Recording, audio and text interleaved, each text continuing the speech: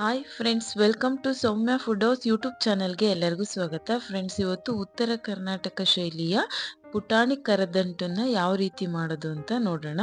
ಇದು ತುಂಬ ಸಿಂಪಲ್ ಆಗಿ ಕೇವಲ ಮೂರೇ ಇಂಗ್ರೀಡಿಯೆಂಟ್ಸ್ ಇಂದ ಮಾಡಿದ್ರೂ ಟೇಸ್ಟ್ ಮಾತ್ರ ತುಂಬ ಚೆನ್ನಾಗಿ ಇರುತ್ತೆ.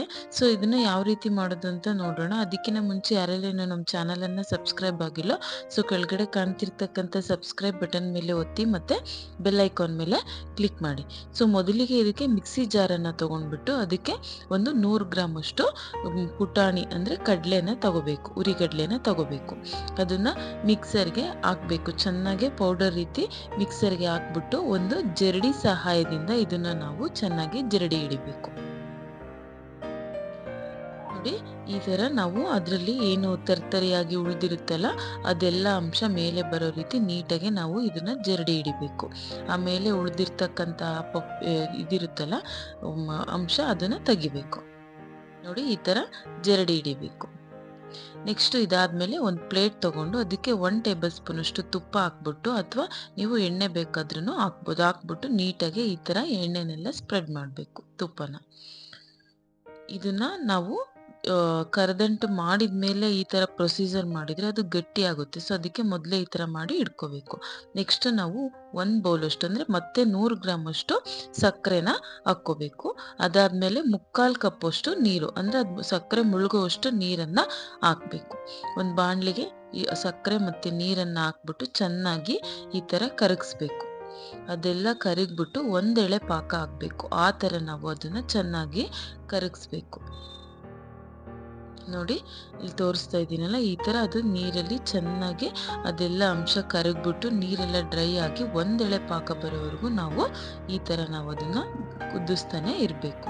ಸೊ ಈ ಥರ ನಾವು ಮಾಡೋದ್ರಿಂದ ನಾವು ತುಂಬ ಈಸಿಯಾಗೂ ಮಾಡ್ಬೋದು ಮತ್ತು ಅತಿ ವೇಗವಾಗಿಯೂ ಕೂಡ ಈ ರೆಸಿಪಿ ಆಗುತ್ತೆ. ಟೇಸ್ಟ್ ಮಾತ್ರ ತುಂಬ ಚೆನ್ನಾಗೂ ಕೂಡ ಇರುತ್ತೆ.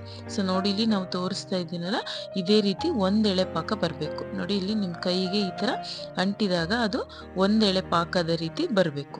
ಸೊ ಈ ಥರ ಪಾಕ ಬಂದ ಮೇಲೆ ನಾವು ಇದಕ್ಕೆ 1 ಟೇಬಲ್ ಸ್ಪೂನ್ ಅಷ್ಟು ತುಪ್ಪನ ಹಾಕಬೇಕು. ನಾವು ತುಪ್ಪ ಯಾಕಪ್ಪ ಹಾಕಬೇಕು ಅಂದರೆ ಆ ಹಿಟ್ಟೆಲ್ಲ ನೀಟಾಗಿ ಚೆನ್ನಾಗಿ ಬೈಂಡಿಂಗ್ ಆಗುತ್ತೆ.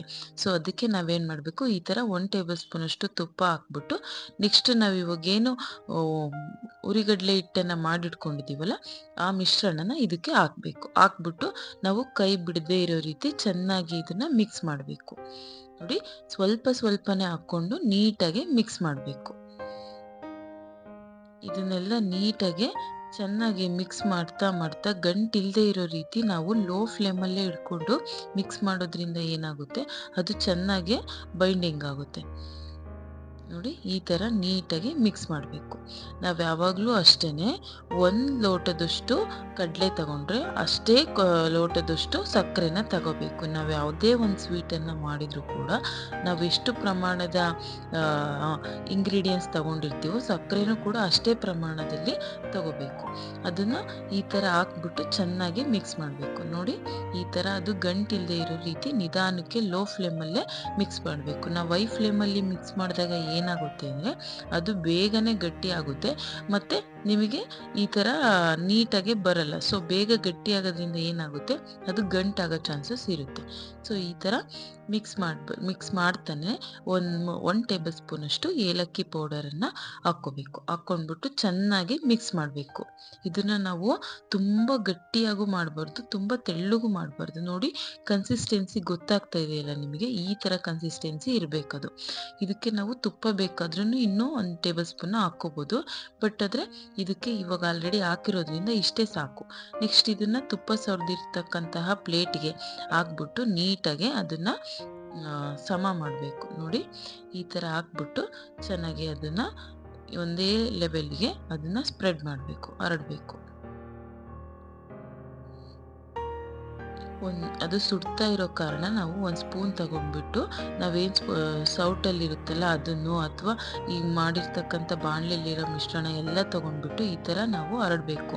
ನಾವು ಇದನ್ನು ಸ್ವಲ್ಪ ಗಟ್ಟಿ ಆಗಕ್ಕೆ ಬಿಟ್ರೂ ಬೇಗ ಗಟ್ಟಿ ಆದರೆ ನಮಗೆ ಕಟ್ ಮಾಡೋಕ್ಕೂ ಇದು ಬರಲ್ಲ. ಸೊ ಅದಕ್ಕೆ ನಾವೇನು ಮಾಡಬೇಕು, ಮೊದಲಿಗೆ ಈ ಥರ ನೀಟಾಗಿ ಅದನ್ನು ಮಿಕ್ಸ್ ಮಾಡಿಬಿಟ್ಟು ಸ್ಪ್ರೆಡ್ ಮಾಡಿಬಿಟ್ಟು ನೆಕ್ಸ್ಟು ಒಣ ಕೊಬ್ಬರಿ ತುರಿನ ಹಾಕಬೇಕು. ನೋಡಿ ಈ ಥರ ಇದು ಆಲ್ರೆಡಿ ಮುಕ್ಕಾಲು ಭಾಗ ಆರಿರಬೇಕು, ತಣ್ಣಗಾಗಿರಬೇಕು. ಆ ಟೈಮಲ್ಲಿ ಈ ಥರ ನಾವು ಒಣ ಕೊಬ್ಬರಿಯನ್ನು ತುರಿದಿರ್ತಕ್ಕಂಥ ಒಣ ಕೊಬ್ಬರಿನ ಹಾಕ್ಬಿಟ್ಟು ನೀಟಾಗಿ ಈ ಥರ ಇದನ್ನು ಮಾಡಬೇಕು, ಸಮ ಮಾಡಬೇಕು. ಅದಾದಮೇಲೆ ನಾವು ಒಂದು ಚಾಕು ಸಹಾಯದಿಂದ ನೀಟಾಗಿ ನಮಗೆ ಯಾವ ಶೇಪಲ್ಲಿ ಬೇಕೋ ಆ ಶೇಪಲ್ಲಿ ನಾವು ಇದನ್ನು ಕಟ್ ಮಾಡ್ಕೋಬೇಕು. ನಾವು ಇದನ್ನು ಟ್ರಯಾಂಗಲ್ ಶೇಪಲ್ಲಾದರೂ ಕಟ್ ಮಾಡ್ಕೋಬೋದು ಅಥವಾ ಡೈಮಂಡ್ ಶೇಪಲ್ಲಾದರೂ ಕಟ್ ಮಾಡ್ಕೋಬೇಕು. ಇದನ್ನು ಫುಲ್ಲು ಡ್ರೈ ಆದಮೇಲೆ ನಾವು ಕಟ್ ಮಾಡಬಾರ್ದು. ಡ್ರೈ ಆದಮೇಲೆ ಕಟ್ ಮಾಡಿದರೆ ಏನಾಗುತ್ತೆ ಅಂದರೆ ಕಟ್ ಮಾಡೋಕ್ಕೆ ಬರಲ್ಲ, ಸೊ ಅದು ಪೀಸ್ ಆಗುತ್ತೆ. ಸೊ ಅದಕ್ಕೆ ಇದಾದಮೇಲೆ ನಾವು ಆಪ್ಷನಲ್ಲು ಗಸಗಸೆ ಬೇಕು ಅಂದರೆ ಸ್ವಲ್ಪ ಗಸಗಸೆನ ಈ ಥರ ಹಾಕ್ಕೋಬೇಕು. ಅದಾಗಿ ಒಂದು 1/4 ಗಂಟೆಗಳ ಕಾಲ ಬಿಟ್ಟ ಮೇಲೆ ಈ ಥರ ನೋಡಿ ಕಲ್ಲರು ಕೂಡ ಅದು ಎಷ್ಟು ಚೇಂಜ್ ಆಗಿದೆ ಅಂತ. ಸೊ ಈ ಥರ ಅದೆಲ್ಲ ತಣ್ಣಗಾದ್ಮೇಲೆ ಈ ಥರ ಒಂದು ಚಾಕು ಸಹಾಯದಿಂದ ಒಂದೊಂದೇ ಪೀಸ್ಗಳನ್ನು ನಿಧಾನಕ್ಕೆ ಬಿಡಿಸ್ಕೊಂಡ್ರೆ, ಸೊ ನೋಡಿ ಕರದಂಟು, ಇದು ಉತ್ತರ ಕರ್ನಾಟಕ ಶೈಲಿಯ ಕರದಂಟು ಯಾವ ರೀತಿ ಮಾಡೋದು ಅಂತ ನೋಡಿದ್ವಲ್ಲ. ಈ ಥರ ರೆಸಿಪಿನ ನೀವು ಕೂಡ ನಿಮ್ಮ ಮನೆಯಲ್ಲಿ ಟ್ರೈ ಮಾಡಿ, ಟೇಸ್ಟು ತುಂಬ ಚೆನ್ನಾಗೂ ಇರುತ್ತೆ. ಮತ್ತು ನಾವು ಇದನ್ನು ಕಡಿಮೆ ಟೈಮಲ್ಲಿ ಮಾಡೋದ್ರಿಂದ ನಮಗೆ ಯಾವಾಗ ಸ್ವೀಟ್ ತಿನ್ನಬೇಕು ಅನಿಸುತ್ತೋ ಆ ಟೈಮಲ್ಲಿ ಇದನ್ನು ನಾವು ಒಂದು 10ರಿಂದ 15 ನಿಮಿಷಗಳ ಕಾಲದಲ್ಲಿ ಇದನ್ನು ಮಾಡ್ಬೋದು. ನೋಡಿ ಈ ಥರ ನಾವು ಅದು ಒಂದು ಚೂರು ಕೂಡ ತಳ ಹಿಡ್ದಿಲ್ಲ, ಅಷ್ಟು ನೀಟಾಗೆ ಅದು ಪೀಸ್ಗಳು ಬರ್ತಾ ಇದ್ದಾವೆ. ಸೊ ನೋಡಿ ಕನ್ಸಿಸ್ಟೆನ್ಸಿ ನೋಡಿಕೊಂಡು ಕರೆಕ್ಟಾಗೆ ಪಾಕ ತಗೋಬೇಕು. ನಾವು ತುಂಬ ಗಟ್ಟಿ ಪಾಕನೂ ತೆಗಿಬಾರ್ದು. ಕರೆಕ್ಟಾಗಿ ಒಂದೆಳೆ ಪಾಕ ತೆಗೆದಾಗ ನಮಗೆ ಇದೇ ರೀತಿ ಕರೆಕ್ಟಾಗೆ ಬರುತ್ತೆ. ನೋಡಿದ್ರಲ್ಲ ಎಷ್ಟು ಈಸಿಯಾಗಿ ಎಷ್ಟು ಸಿಂಪಲ್ಲಾಗಿ ಮಾಡಿದ್ವಿ ಅಂತ. ನೆಕ್ಸ್ಟ್ ಇದನ್ನು ಸರ್ವ್ ಮಾಡಿದರೆ ಉತ್ತರ ಕರ್ನಾಟಕ ಶೈಲಿಯ ಪುಟಾಣಿ ಕರದಂಟು ರೆಡಿ. ಇದನ್ನು ನಾವು ಮಾಡಿ ಒಂದು 15ರಿಂದ ತಿಂಗಳ ಕಾಲ ಇಟ್ಟರೂ ಕೂಡ ಇದು ಹಾಳಾಗಲ್ಲ. ಸೊ ನೋಡಿದ್ರಲ್ಲ ಎಷ್ಟು ಈಸಿಯಾಗಿ ಮಾಡಬಹುದು ಅಂತ.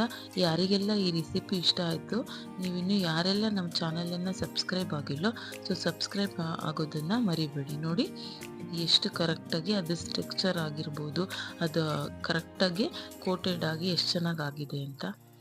ಸೊ ನೀವು ಕೂಡ ಈ ರೆಸಿಪಿನ ಟ್ರೈ ಮಾಡಿ. Thank you for watching.